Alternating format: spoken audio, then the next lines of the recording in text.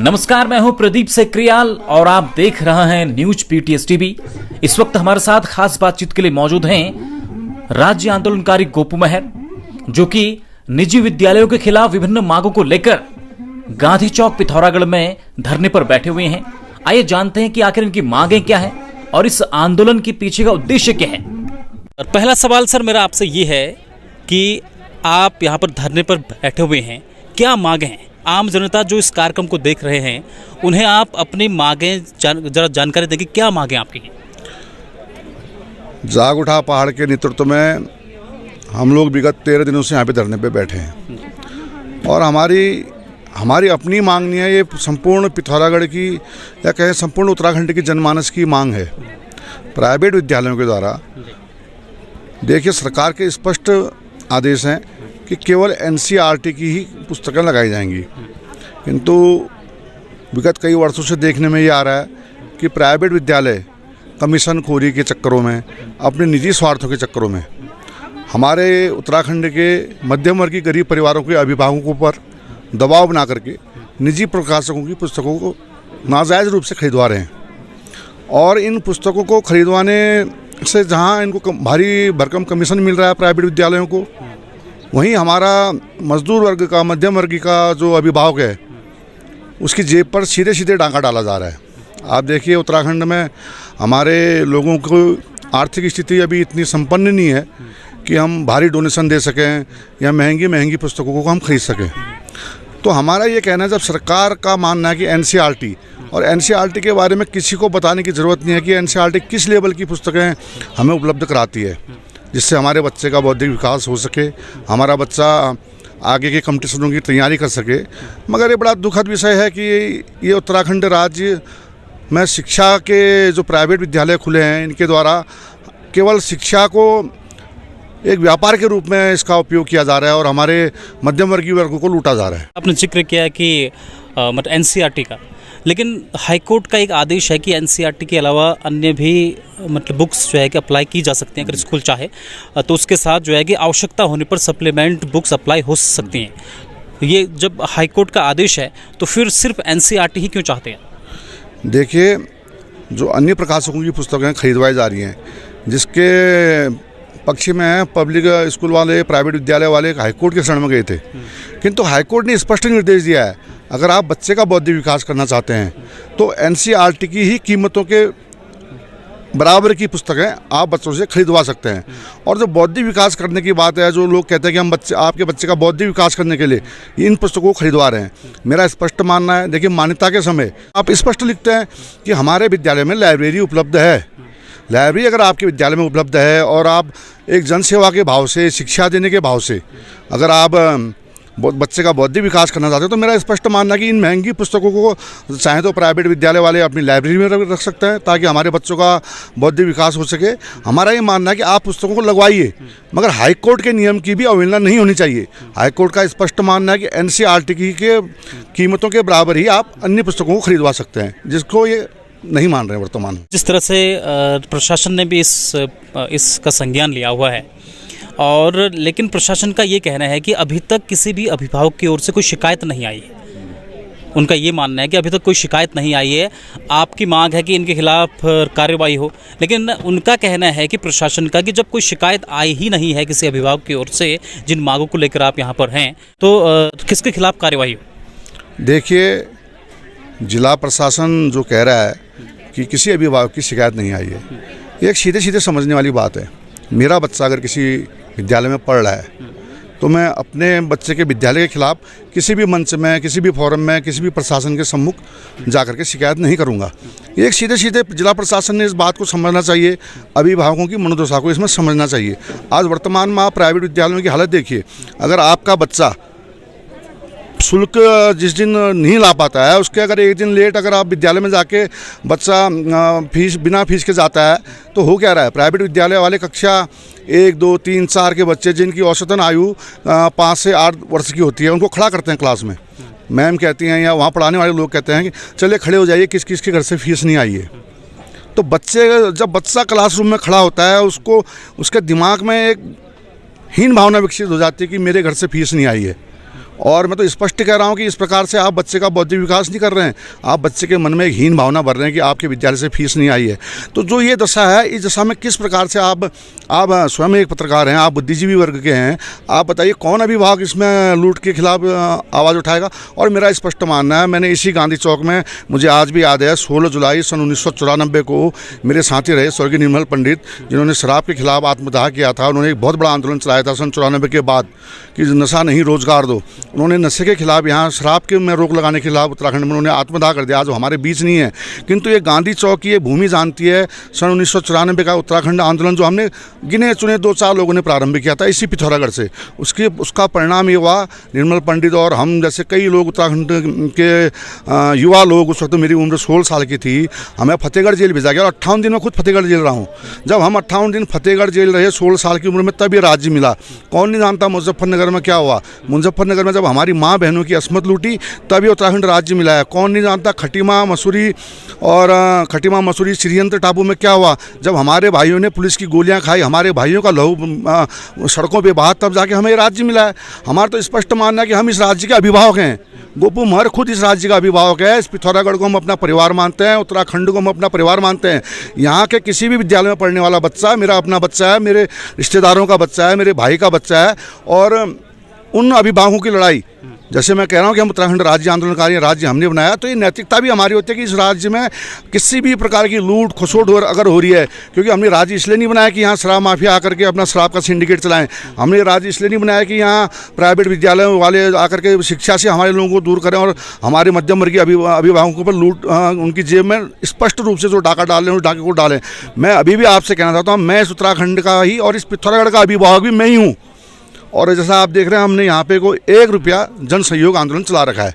हमने इसीलिए चला रखा है कि जो अभिभावक अपनी मन की पीड़ा नहीं कह पा रहा है, जिला प्रशासन से नहीं कह पा रहा है, विद्यालय प्रशासन नहीं कह पा रहा है, वो आप देख रहे होंगे लगातार बिना किसी से कुछ कहे 1-1 रुपये का अंशदान। क्योंकि हम कह रहे हैं कि हम इस लड़ाई को, जिला प्रशासन अगर हमारी बात नहीं सुनेगा, शिक्षा माफिया हमारी बात नहीं मानेंगे, तो हमें अंतिम विकल्प हमारे पास मौजूद रहता है कि हम हाईकोर्ट का, इसमें जनहित याचिका के रूप में हाईकोर्ट का दरवाजा खटखटाएंगे।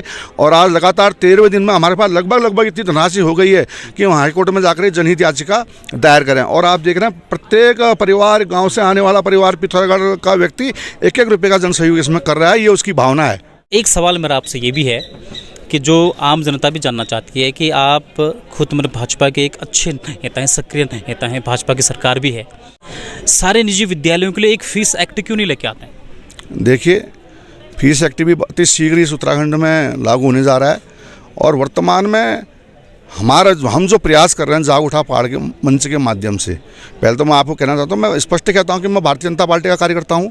मैं विभिन्न पदों में भारतीय जनता पार्टी में रहा हूँ। उससे पहले मैं राज्य आंदोलनकारी भी हूँ।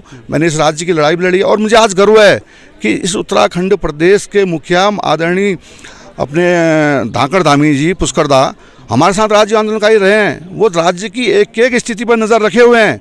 किंतु एक भारतीय जनता पार्टी का कार्यकर्ता होने के नाते मेरा सबसे पहले कर्तव्य बनता है कि मैं प्रदेश सरकार को बताऊं कि इस जनपद में कौन सरकार के नियमों की अवहेलना कर रहा है। मैं धाकड़ धामी जी को बताऊं कि एनसीईआरटी के नियमों के बावजूद भी कौन विद्यालय वाला हमारी गरीब जनता की जेब में डाका डालने के लिए और अपने स्वार्थ के लिए निजी प्रकाशकों की पुस्तकों खरीदवा रहा है। मैं धाकड़ धामी जी को बताऊं कि आपने जब रीएडमिशन के नाम पर जो है कि रोक लगा रखी है, तो इन माफियाओं ने मटेरियल शुल्क, मेंटेनेंस शुल्क, विकास शुल्क के नाम पे हमारी जनता को ठग रहे हैं और जनता की गाड़ी खून पसीने की कमाई ये लूट रहे हैं। मैं धाकड़ धामी जी को बताने का मेरा फर्ज होता है कि आदरणीय धामी जी, हमारे पब्लिक विद्यालयों के लोगों के द्वारा हमारी गरीब जनता, जिसमें अध्यापक भी हैं, अध्यापिकाएं भी हैं, वहाँ काम करने वाले बस के ड्राइवर भी हैं, कर्मचारी भी हैं, हमारे भाइयों को बधवा मजदूर बना करके वहाँ काम करवा रहे हैं, हमारे भाइयों को उचित मानदेय नहीं दे रहे हैं। सबसे पहले भारतीय जनता पार्टी का कार्यकर्ता होने के नाते मेरा फर्ज है कि मैं जन जागरण फैलाऊं, मैं जनता को बताऊं कि सरकार क्या कहती है और ये शिक्षा के माफिया किस प्रकार से सरकार के नियमों की अवहेलना कर रहे हैं। मैं चाहता हूं कि मेरी बात धामी जी तक भी पहुंचे कि आदरणीय धामी जी पुष्करदा, आप समझिए, आप इस उत्तराखंड राज्य के नायक रहे हैं। उत्तराखंड राज्य की लड़ाई आपने खटीमा से लड़ी है, मैंने पिथौरागढ़ से लड़ी, आपने खटीमा से लड़ी, तब जाके हमें राज्य मिला है। और हमें गर्व है कि आज हमारा बीच का मुख्यमंत्री, हमारे बीच का राज्य आंदोलनकारी इस प्रदेश का मुखिया है। और मुझे पूर्ण विश्वास है अतिशीघ्र धाकड़ धामी जी इसमें फैसला लेंगे। जो चोर हैं, जो डकैत हैं, जो माफिया हैं, जो शिक्षा के इसमें जो है कि गरीब जनता को जो लूट रहे हैं, उनके ऊपर अतिशीघ्र फैसला लिया जाएगा और दूध का दूध पानी का पानी होगा। आप हमेशा निजी विद्यालयों को माफिया कह रहे हैं, लेकिन अगर आप देखें तो इन्हीं निजी विद्यालयों से शिक्षा लेकर आज युवा अच्छे अच्छे पोस्ट पर है। कोई IAS है, PCS है, सेना में है और कोई खेलों में है। तो कहीं ना कहीं निजी विद्यालयों को इस शब्द पर बड़ी आपत्ति है। वो कह रहे हैं हमारे विद्यालयों से शिक्षा लेकर, अच्छी एजुकेशन लेकर आज जो यहाँ का यूथ है वो इस जनपद का नाम रोशन कर रहा है। और कहीं ना कहीं आपके द्वारा ये जो आंदोलन किया जा रहा है या इस तरह के शब्दों का इस्तेमाल किया जा रहा है, इससे वो लोग भी आहत हो रहे हैं। और जितने भी यहाँ के छात्र छात्राएं हैं, निजी विद्यालयों में पढ़ रहे हैं, उनके लिए भी यह एक अच्छा संदेश नहीं है। क्या कहेंगे? देखिए, अगर मेरे माफिया के जान से किसी व्यक्ति की अंतरात्मा को दुख होता है तो मैं उस व्यक्ति से हाथ जोड़ करके माफ़ी मांगता हूं कि भाई मेरे शब्दों के द्वारा आपकी अंतरात्मा को चोट पहुंची है। किंतु मेरा कहने का अर्थ ये भी है, आप बंद करके, आंखें बंद करके आप अपनी अंतरात्मा से पूछना। उन व्यक्तियों से भी, उन प्राइवेट विद्यालयों के लोगों से भी मैं कहना चाहता हूँ, आप आंखें बंद करके अपनी अंतरात्मा से पूछना कि जो काम आप कर रहे हो क्या वो काम सही है। जो शिक्षा देने के जो आपने प्राइवेट विद्यालय यहाँ खोले हैं, मैं स्वीकार करता हूँ कि पिथौरागढ़ का युवक आज IAS भी है, PCS भी है, हमारे साथ के लोग PCS भी हैं, IAS भी हैं, तहसीलदार भी हैं, पटवारी भी हैं, फौज में भी हैं। मैं स्वीकार करता हूँ कि हमारे पिथौरागढ़ से इन्हीं पब्लिक स्कूलों से भी लोग आगे बढ़े हैं। मैं इसमें, हमें कोई दो राय नहीं है कि मैं ये नहीं कह रहा कि आप उन्हें गलत शिक्षा दे रहे हैं, मगर मेरा इतना कहना है कि आप शिक्षा का बाजारीकरण बंद करें, शिक्षा के नाम पर आप लूट को बंद करें। मेरा इतना ही इन लोगों से निवेदन है। और अगर मेरे माफिया कहने से किसी की भावना आहत होती है तो मैं उसके लिए क्षमा प्रार्थी हूँ, मगर मैं उस व्यक्ति से ये भी कहना चाहूँगा कि भाई कभी रात को आंख बंद करके सोचना कि आप सरकार के नियमों का उल्लंघन कर रहे हो कि नहीं कर रहे हो, आप एक गरीब व्यक्ति की जेब में डाका डाल रहे हो कि नहीं डाल रहे हो, आप NCERT की मान्यताओं के खिलाफ कार्य कर रहे हो कि नहीं कर रहे हो। ये मैं उनसे कह रहा हूँ कि मन की अंतरात्मा से पूछ लेना। रात को सोने से पहले हर कोई आदमी भगवान का नाम लेता है। एक दिन आप जो है कि जिस प्रकार से आपने मान्यता ले रखी है, सोच लेना कि अगर आपको लगे कि नहीं आप माफिया नहीं हो तो मैं आपके घर आकर के आपके चरण स्पर्श करके आपसे माफ़ी मांगूंगा। एक सवाल थोड़ा सा हट करके है, आगामी नगर पालिका चुनाव आने वाला है, तो कहीं ये एक राजनीतिक स्टंट तो नहीं है ये आंदोलन आपका? देखिए, राजनीति हमने इस पिथौरागढ़ में कभी करी ही नहीं। अब मैं 16 साल की उम्र में यहाँ से हज़ारों किलोमीटर दूर फतेहगढ़ जेल में 58 दिन बंद रहा। और इस पिथौरागढ़ की मुझे याद है, इस पिथौरागढ़ की जनता, हज़ारों जनता ने थाने का घेराव कर दिया था, कोर्ट का घेराव कर दिया था, माताएं बहनें सड़कों पे लेट गई थी। अगर गोपू महर को राजनीति करनी होती तो गोपू महर उसके बाद 20, 22, 23 साल की उम्र के बाद ही राजनीति करता, और शायद वो दौर मेरा ऐसा दौर था कि मैं शायद इस शहर का विधायक भी बनता। मेरा राजनीति करना मेरा उद्देश्य नहीं है। मेरा उद्देश्य है कि हमने राज्य की लड़ाई लड़ी है, हम राज्य आंदोलनकारी हैं।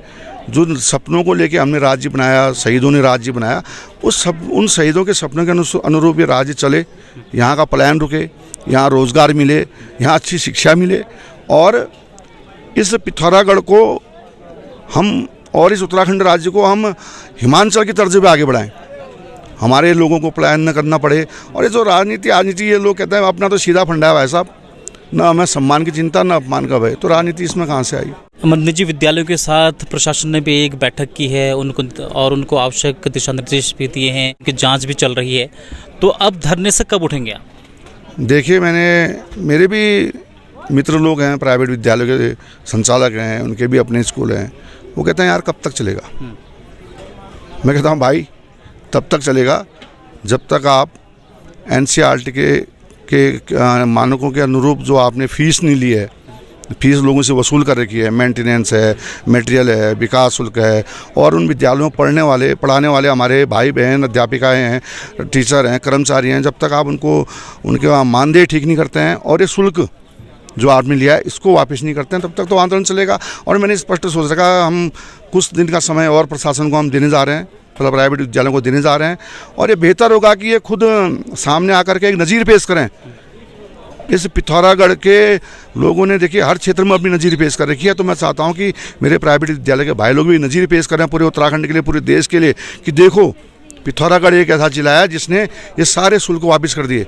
और हमारे मन में, हमारे प्राइवेट विद्यालयों के मन में केवल यही है कि आप शिक्षार्थ आइए और सेवार्थ जाइए। तो ये नज़ीर पेश करें। अन्यथा हमने तय कर रखा है कि हम यहाँ से लेकर हाई कोर्ट तक ढोल नगाड़ों के साथ और अपने इष्ट देवताओं, क्योंकि हम जाग उठा पहाड़ के, मैं संयोजक हूँ, अपने इष्ट देवताओं के निशान के साथ हम पैदल जा करके हाई कोर्ट में आके हाई कोर्ट के सम्मुख हम एक ऐसे अधिवक्ता को चुनेंगे जो इन 1-1 रुपये के सिक्के से हमारी जनहित याचिका दायर कर सके, ताकि लोगों को न्याय मिल सके, लोगों की जेब का पैसा वापस आ सके। खबरों में बने रहने के लिए न्यूज़ PTS टीवी को सब्सक्राइब करें और बेल आइकन दबाएं, और साथ ही फेसबुक पर न्यूज़ PTS टीवी पेज को लाइक या फॉलो करें।